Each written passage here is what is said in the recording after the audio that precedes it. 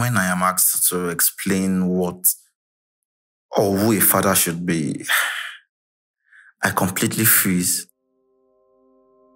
I never found the words. Because I was scared that my definition of a father would oppose the definitions of many others. I don't even know how to start this.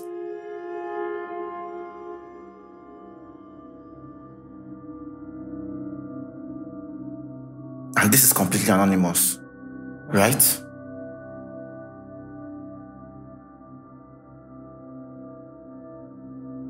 Okay.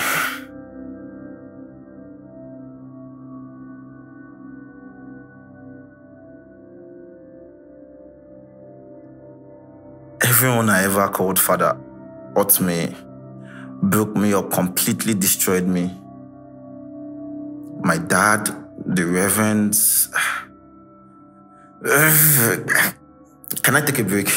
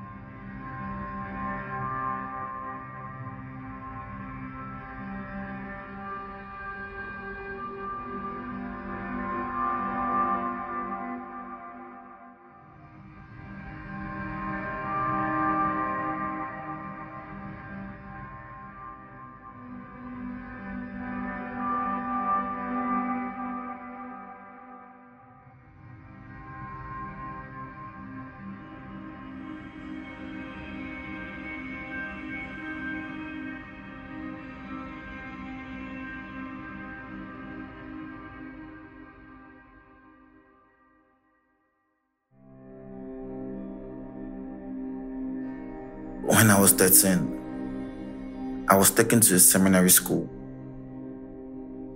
I thought it was going to be my salvation, like finally the pain would end and I would somehow manage to live a normal life. You know, like other kids.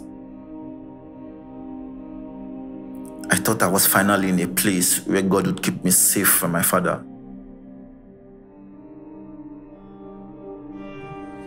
As a seminarian, I was one of the boys that attended to the rector. I excelled in my studies and was even an altar boy. All I know as a young boy was that I was not in the house of God. We had an intercom in our dormitories that was connected to the rector's chambers. The other seminaries often refer to it as the call to glory. But I dreaded that phone ringing. Each time it rang, I prayed my name won't be mentioned. He would say to me, "Come and receive your blessings." The voice of the rector still haunts me till date. It was like he got pleasure from how much I feared and hated him. The first time he sodomized me, I was in shock. Because I thought I would finally be safe from my father, being so far away from him. So, I was shocked. Not because I didn't know things like this happened, but he, not my father, the rector, would keep saying, "Receive it." And I was supposed to respond with an amen each time, or he would hit my head with this cane that also served as his walking stick. He said it was a blessing to have his seeds spilled in me, that now I do God's work.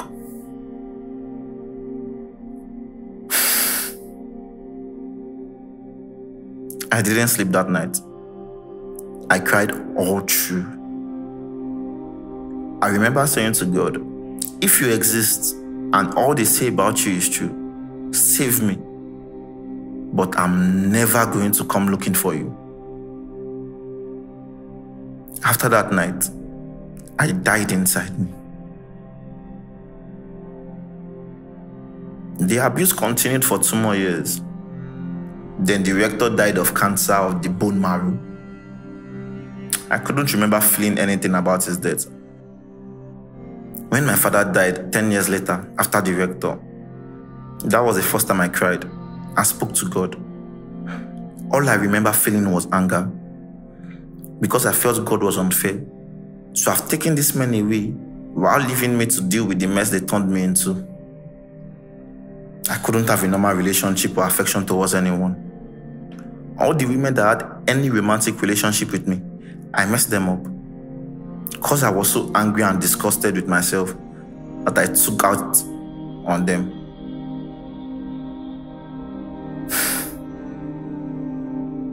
Sex was never for pleasure. It was to quiet the noise in my head. For some minutes, I was distracted from whatever I really felt. So it became a drug. I always wanted to have sex. Anything outside sex, I couldn't relate with.